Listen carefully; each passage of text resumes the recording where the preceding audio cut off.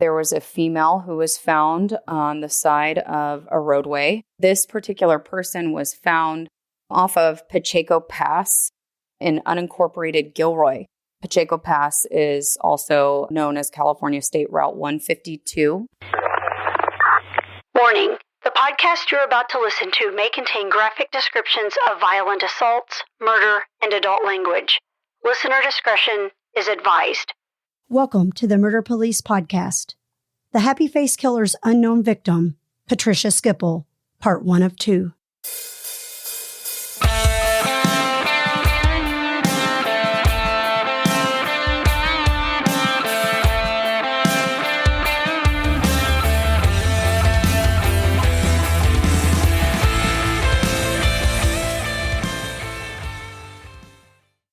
Welcome back to the Murder Police Podcast. I am Wendy. And I'm David. Well, David, why don't you share with our listeners what this episode is about? Another deep dive into a murder case. We're going to talk about the well-known Happy Face Killer in California and the fact that he had a victim that nobody knew who it was for decades. You know, we always hear about those cases where you have no body and we make a prosecution. This was maybe just as tragic in the idea that they have a body, they have a suspect, they convict him, they put him in prison.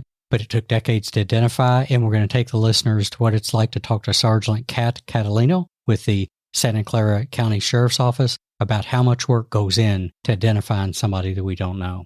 You know, ironically, as you and, well, everyone know, I'm such a true crime enthusiast, and they had just put on Hulu, not long before we did this, episodes on the Happy Face Killer, and at that time, I didn't know we were going to be bringing this on, but I did go back and watch that. And, you know, at this time when this aired, they had not released who Patricia Skiple was. So it was neat doing the podcast and then going back and watching it again and knowing that the officers talked about unknown victims that he didn't release, or maybe he didn't know their names, but knowing that we knew part of that puzzle, thanks to Kat sharing this with us. Exactly. I think that's why I was excited. We got to meet the lead detective that was part of a large team response for the last few decades. And so let's let the listeners hear how much work goes in the background for something that we just see as a news headline one day. All right. Awesome. Well, let's get into it. Welcome to the Murder Police Podcast. Today we are talking with Kat with Santa Clara County Sheriff's Office, and we are going to be discussing the 1993 murder of Patricia Skiple, also known as Patsy. Kat, go ahead and let us and the audience know exactly who you are, aside from Kat, and where you are and what you do for a living. I'm Shannon Catalano. I'm currently a detective sergeant with the Santa Clara County Sheriff's Office. I am assigned to oversee the human trafficking unit and to homicide. As a collateral duty, I also am a member of our crime scene investigators team. I work CSI as well. Gotcha. How long have you been in law enforcement, Kat? I started with the sheriff's office about 14 years ago. It will be 15 years coming up this September. And aside from working at the sheriff's office, I married my best friend, Steven Catalano, about 14 years ago as well. Thankfully, he does not work in this field. He works in something totally different. He's a chef. But we met back when I was in graduate school at Loyola University in Chicago. And we have 3 kids. So Jackson is our oldest, and Tyler's our middle, and Wyatt is our youngest. Jackson likes to play chess. Tyler is a dancer. She just won the Grand National Champion titleship this year.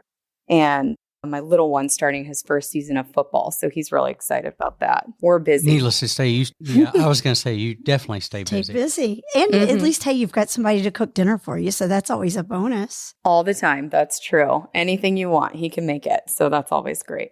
Nice. What got you interested in law enforcement? Well, I think that one of the things that I find to be really rewarding about law enforcement in general is that we are able to do something small every day, and it's something different every day. And ultimately, those little small actions can end up having a really big impact on other people's lives. And there's not a lot of professions that offer that opportunity time and time again. And I feel like that is the reason why I wanted to get into law enforcement. I feel like that's the way I like to live my life, just doing small things that have a positive effect for other people. This job allows me to do that over and over again. every day the job gives back tenfold what you put in. Agreed. And I love the analogy with the small things, because a lot of people that get interested from watching maybe Cops or one of the live police shows is I don't think they understand that you're going to move the world maybe in tiny ways instead of giant ones. Definitely. And I think it makes I think you're a healthier cop if you come on board knowing that it's going to be small increments instead of life-saving things every day, because otherwise it's kind of boring, right? And yeah. Well, Kat, why don't you tell us a little bit about what this case is all about?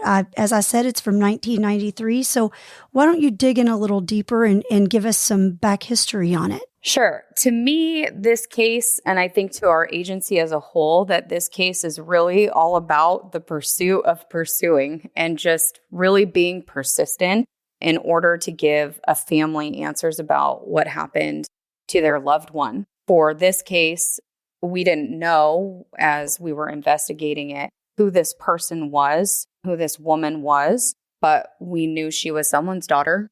And we were really interested in trying to figure out who this victim was and ultimately wanted to give her name back. For this case, it was all about not settling for her to forever be called Jane Doe. Well, let me rewind a little and tell our listeners, because I'm sure if I'm thinking this, they likely are thinking the same. Tell us a little history on where she was found, how she was found. Did someone stumble upon her? What made her become this unknown Jane Doe? Yeah, so this case happened back in 1993.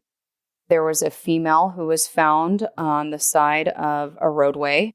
At that time, I would have been about 10 years old. So it's pretty astonishing to think about, the time difference. And this particular person was found off of Pacheco Pass in unincorporated Gilroy. And Pacheco Pass is also known as California State Route 152. I actually grew up in Gilroy, in that town where she was found. And a person who was driving truck of their own who stopped on the side of the roadway discovered this person back in June of 1993 on June 3rd. At the time, she was clad in blue clothing. Later, when I started working on this case, that's how I came to call this case with my agency, Blue Pacheco. Hey, Murder Police Podcast fans. The Murder Police Podcast now has its own merch and swag store. Go to themurderpolicepodcast.com and click the Murder Police merch store button now. do you have any idea what happened with the case prior to you getting hold of it? And then, of course, we'd like to know how you got involved, but do you have any idea what efforts were made or how time passed in all that time before you got hold of it? This was a case where the sheriff's office never stopped pursuing this case. It was handed from detective after detective after detective, even as time passed by, to where nobody was stopping their efforts to try to figure out who this person was. The history of this case is many sketch artist renditions being completed and shown to people throughout several law enforcement agencies and members of the community. It included several detectives speaking with the public and with media outlets to try to raise awareness for this case. And ultimately, this case had 26 years of work put into it before I ever started working on the case. I was only able to be successful in this case because of all the hard work of the detectives, the civilians, the patrol officers, and death investigators, and everybody else that came before me. Ultimately, this case is unique because in 1994, there was kind of a break in the case. So I can talk about that too. Oh, absolutely. And how encouraging to the family to know that despite being passed on from detective to detective, that it still had all that focus, because that's a huge thing for victims' families. The more time goes on, the more hopeless I think things get. We're actually good friends with somebody, I believe, from a 2-year-old murder, and our, 5th or 6th detective now, I believe? Mm-hmm. Seventh, yeah, because Because of the turnover in law enforcement plays a big role in that right now in the current era we're in. But what a fantastic message of hope for people that are out there listening is that just because we don't hear anything doesn't mean there's not efforts going on. When she was found, when this victim was found, was it obvious what the method of death was? Did it look like she had been hit by a car? She had been shot? She had been... What was the perceived method of death at that time? And secondly, was there any missing persons filed? Were people looking? Did she match a missing Jane Doe? Or was it just truly nothing was known about her until this break in this case? So it wasn't apparent how she died when she was found. There were several persons of interest who detectives tried to compare who we had found with other missing persons, but ultimately, all of those leads led to no identifications. So there weren't any missing persons who ended up being thought to be our Jane Doe, although the detectives at the time looked at several potential missing persons to see if they were a fit, and they were not. And I'd have to add, too, back then that record-keeping databases, the things we take for granted these days, just didn't exist. And methods of communication were not very sophisticated at all, and that always made that difficult back in the when she was found too. So in 94, you had a slight break. What was that? We didn't know it at the time. Our agency didn't know it for sure at the time, but back in 1994, an Oregon newspaper ended up running a 5-part series called The Happy Face Serial Killer, and an anonymous letter writer claimed to have committed 5 murders throughout the West, and 4 of those 5 cases were unsolved. And the case that was quote unquote solved was later determined to have 2 wrongfully convicted persons charged with one of the homicides. And this happy face serial killer signed his anonymous letters with a happy face symbol, which is how he was dubbed the name Happy Face Serial Killer. It was later determined that that person was an individual by the name of Keith Hunter Jesperson, and that was kind of the beginning of determining who was responsible for the homicide of our Jane Doe. Tell us more. How did it evolve from there?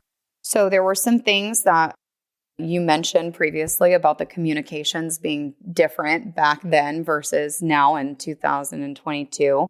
Back then, there was a lot of communication between that newspaper and between the law enforcement agencies that these anonymous letters had associations with.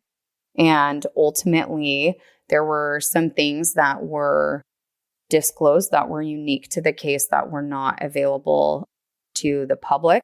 Down the road, where Jesperson wrote a letter to our district attorney eventually describing how he murdered our Jane Doe, and again providing those unique details about the killing that weren't available to the public.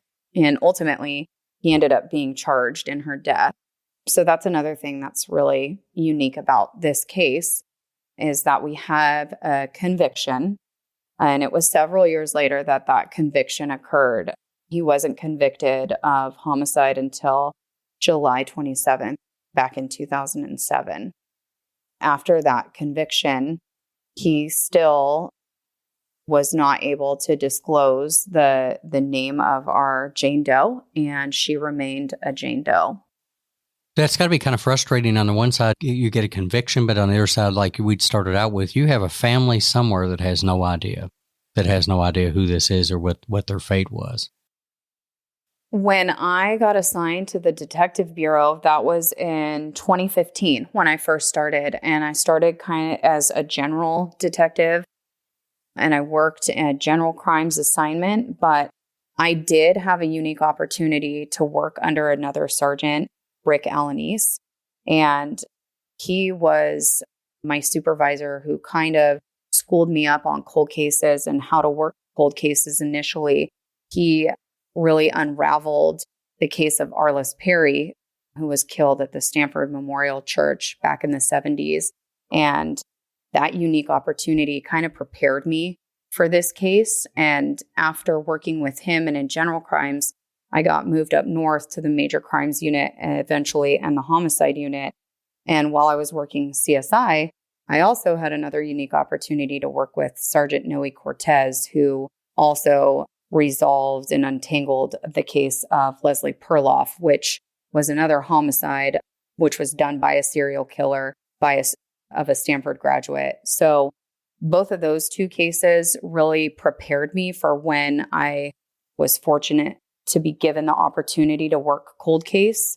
And when I was reviewing this cold case in particular, that really bothered me that there was a conviction of this prolific serial killer, and we still didn't have the name of the person who he actually killed. And just in my heart, I felt like we had to do everything possible to just exhaust every option to really determine who Blue Pacheco was. And we couldn't give up or stop until we did. And I feel there's a lot of detectives that came before me that felt that exact same way. I'm sure there's probably several in retirement that probably think of it often. Some of them just stick with you, I think. They just stick with you. Let me just real quick, because you talked about being fortunate enough to go to cold case, which I'm jealous. I always said that if I was going to go back one day, which is not likely, but if I was, it would be to maybe work cold cases with some of the people I used to work with in the old days. Are there any of the basic premises about cold case investigation that stand out to you that might be different than picking up a regular case that's just happened? Definitely. I think cold cases are unique because people call them cold cases, but I don't like to think of them as cold cases. I like to think of them as open cases because a lot of times the information that you need are living in the files and the evidence that you have.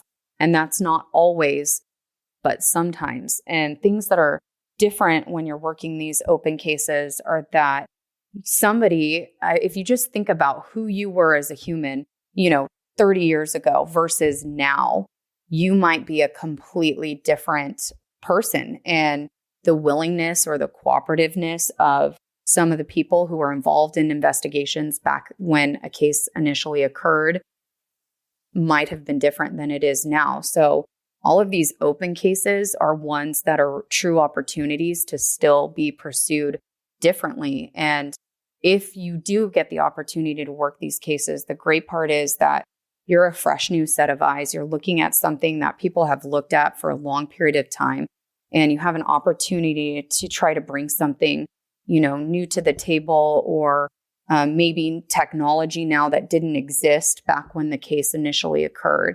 To me, these open cases are just full of opportunities to be furthered. And even in some of the cases that I work on, you might just move it forward for the next detective. Maybe you're not the one that resolves it, but you just try to do what you can do to move it forward for the next person who's going to be in that same role. Yeah. It kind of becomes a living document or a living case. I like that. And I like the way you talked about them being open, because I know even back in the day, we had a status called pended, which wasn't cleared. It wasn't a UCR clearance. And it was actually, we would debate that. We would debate it because it felt awkward to use the word penned, because that gave the idea that it was going to go on a shelf. I think that's how much most of us care, is that felt very awkward even to say we're pending this case for more investigation or more new information. But I think that's the best way to look at it, is they become living documents, or they should become living documents with a lot of effort that goes into them. Absolutely. So you have the happy face killer that you all are fairly confident that has killed Miss Skiple. At the time, you didn't know who she was. What transpired to give her a name? How did she become Patricia or Patsy? Was it family came forward? Was it DNA? How did that come to be? Yeah, so we were just talking about how sometimes a case that, was looked at back in, say, 1993 versus 2022 has different investigative options. And this was a case that when we were reviewing it, I determined that it would be a good candidate for forensic genetic genealogy. And a lot of people are given this opportunity now to use this new DNA option to help to identify who their victims are, their Jane Does and their John Does, and in our case, Blue Pacheco. Well, tell us more about this new technology, this new field of study, because I think it's fascinating from somebody that is an old man, and back in the day, mitochondrial DNA was kind of like a future thing. But Tell us about this. And then more specifically, do you have to get specific training and whatnot to be able to work in that world? Some people do obtain specific training. A lot of law enforcement agencies will utilize forensic genetic genealogy services through a third party. For myself, when I started getting interested in forensic genetic genealogy, I decided to start pursuing a graduate certificate in that at New Haven University in Connecticut. The director of the program out there is Dr. Claire Glynn, and I would really recommend it for people in law enforcement who really want to take their genealogy pursuits further, and for civilians too, who are really interested in genealogy. But that is kind of the newer cutting edge program for this that exists currently. Basically, DNA in this sense is kind of used for us to just understand what our connections are between people. And when you look at the tool, in cases, sometimes you'll have a certain profile where you'll have a match right away, quickly, a very close connection. And sometimes when you use this tool, you don't. Basically, when you're using this tool, you use something to kind of compare what these relationships and connections are between people. That's called centimorgan. And really, a centimorgan is a measure of kind of genetic linkages. And basically, the number of centimorgans that I share with another person helps me identify what my relationship is to that person. So, for example, you might share 3,500 centimorgans with your parent or your child. And with a sixth cousin, you might share 21. Our hope when we started looking at this case with our Blue Pacheco was that we would hopefully develop a closer connection with someone that we would hopefully be able to determine was a close family relationship. But that is not what happened in this case. In this case, it ended up being a very far removed connection, kind of in about the fourth or fifth cousin range. So pretty far connection from who we were trying to identify. And I know a lot of people get kind of confused. Well, how does this work? Like, how does law enforcement do that? Like, how exactly is this process happening? Basically, a lot of people that do genealogy tests for themselves want to know more about maybe their family or maybe their heritage or maybe they're adoptees and they want to try to find family connection of a parent or sibling. They buy, a commercial kit from Family Tree DNA, Ancestry.com, 23andMe, MyHeritage, that sort of thing. But those platforms let you look at your connections predominantly with other users within that same platform. So separate from that, there is a hub called GEDmatch. And GEDmatch allows users to kind of upload their DNA data from Ancestry.com or 23andMe or whatever commercial test you took so that you can kind of see other connections with people who use different companies than yourself. As a user, when you do that, there's an option for you to opt in to help law enforcement, their investigations to identify, like in this case, a Jane Doe. That is what we did. So we decided that we were going to try to pursue forensic genetic genealogy to try to identify our Blue Pacheco. I did not do this pursuit on my own. There are several commercial companies that do investigative forensic genetic genealogy, and I decided with my organization to partner with the DNA Doe Project. So I could tell you a little bit about the DNA Doe Project too, if you'd like. Oh, most certainly. Most certainly. Okay, so the DNA Doe Project, it's a nonprofit organization. They are predominantly focused on only identifying Jane and John Does, human remains cases. For me, when I was considering who would be a great fit for this case, thought that this case might be difficult, and I wanted to partner with somebody that I knew would continue to investigate the case even if it got very difficult. that is exactly what happened in this case. There was a lot of endogamy involved in this, which means essentially if you go back generations and generations and generations, there's a lot of people who kind of share those same connections and linkages because they're coming from smaller, say, towns and villages and areas. This case ended up being very difficult. Karen Binder and Harmony were the two people from the DNA Doe Project who I worked most closely with. They were phenomenal to work with on this case. So again, they just do human remains, correct? It is unidentified human remains is their whole focus.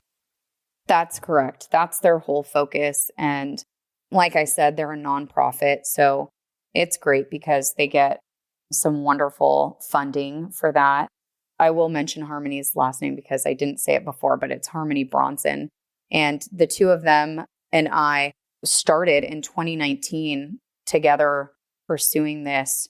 And it was really a back and forth between us of I needed to do my job in order for them to continue their research and helping to identify next likely targets. And the same is true with me. I needed them to pursue their research in order for me to identify the next contacts and forge through that. And so what that looked like sometimes, and most of the time since 2019 all the way through 2021, was me calling people out of the blue and over the phone, explaining to them who I was and what I was doing, and also explaining that I could only give them very minimal, limited details, and asking them if they would either participate in taking a test if I sent them a test for free, and then asking them after they took the test to upload it into GEDmatch,